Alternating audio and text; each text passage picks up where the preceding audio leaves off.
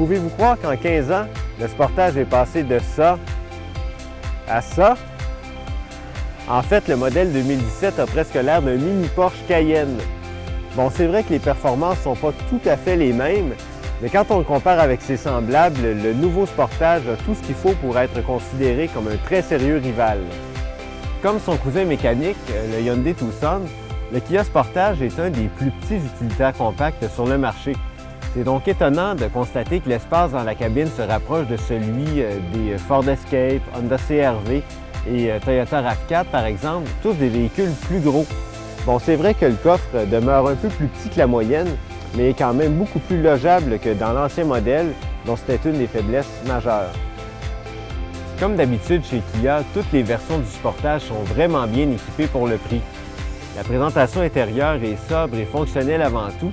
Il ne faut pas s'en surprendre quand on sait que le designer en chef est un Allemand qui a déjà travaillé chez Audi.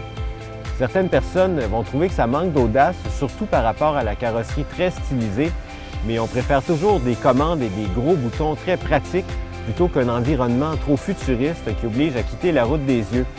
Et la finition et les matériaux améliorés sont vraiment un plus par rapport à l'ancienne version. Sur la route, c'est comme dans l'habitacle. Le Sportage a gagné une bonne dose de raffinement pour 2017. Il est plus confortable, plus stable et surtout beaucoup plus silencieux que l'ancien modèle. Et si vous vous posez la question, les moteurs sont différents de ceux du Hyundai Tucson et ils sont beaucoup mieux adaptés dans le Sportage.